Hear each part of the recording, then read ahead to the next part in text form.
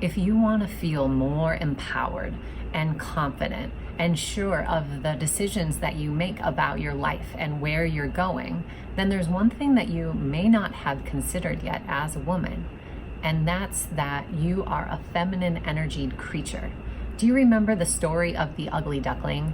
Remember when she was growing up in the family of ducks and she felt really unsure of herself because she didn't look like the other ducks, and they thought that she looked ugly, right? So it was hard for her to be confident and empowered and feel on purpose because she wasn't living her truth.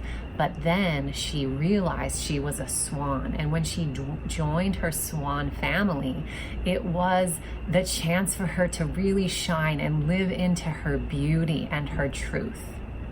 It's the same for us women. If you are living a masculine energy life, because that's what our culture has taught us to do, you're never going to feel fully empowered and on purpose and living your truth because you're a swan living with ducklings. If you feel excited about the topic of empowerment and feminine energy together, then subscribe to this channel because I share new content every Thursday. There's a lot of things that can go into empowerment and confidence and sureness.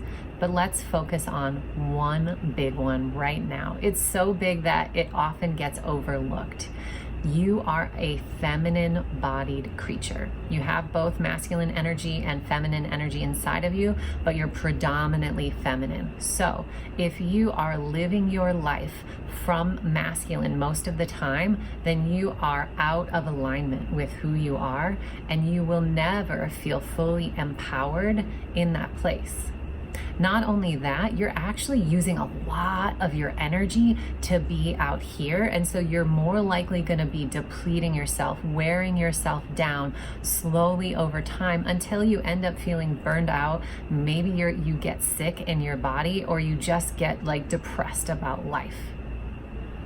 That's like the opposite way to go when you want to be empowered, right? So instead, women really need to work on reclaiming feminine energy for themselves. And it's a little unfortunate for us right now because feminine energy has not been taken care of. It's not something that's being handed down from your grandmother to your mother to you the way that it used to be, because a long time ago, feminine energy gifts got scared away. They got shamed away. And so they've been pushed away so well and for so long that you might not even know what feminine energy actually is and what it looks like. An example of this might be your mother or your grandmother really teaching you to listen to your intuition and honoring when it showed up for you so that you would create a strong relationship to your inner knowing in your childhood. I remember having intuitive knowings when I was a child, and the response that I got was like, whoa, super freaked out. Nobody labeled it for me, and instead it made me a little bit scared about what was going on and why people got so freaked out. The feminine is also an emotional being, and we know that often emotions are labeled as being weak. We feel vulnerable. We've been taught to not be so emotional. Don't be so sensitive. Those messages are the opposite of the feminine being cultivated and handed down to us. Instead, we've often felt ashamed for having too many feelings and being too much for people to handle. This is going to keep you from being empowered, because when your emotions come up, they're actually helping guide you and tell you things about the environment and the people that you're interacting with. But when you're trying to push them down and get away from them and feel ashamed by them, there's no way for you to be truly empowered in that dynamic. The feminine is also receptive. Masculine energy is doing, feminine is being. Just think about our culture for a moment, and what do we value? We're like the 24/7, 365 culture, right? Doing all the time. There's no part of our existence right now that is really truly honoring being. And yet it's only in the being that feminine energy is able to tap into her wisdom. It's when we are slow and still and receptive that we listen and hear our intuition, that we can trust our body. That's when the spark of creativity hits. Creativity is also a gift of the feminine, and you can't really be creative unless you are sitting back a little bit and allowing something to come into you.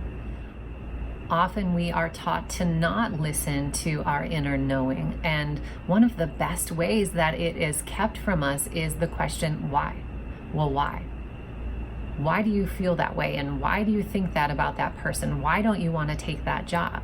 And instead of being able to really trust that and navigate from there, which is very empowering for women, we are taught to mistrust it, to ask the question why. And guess what?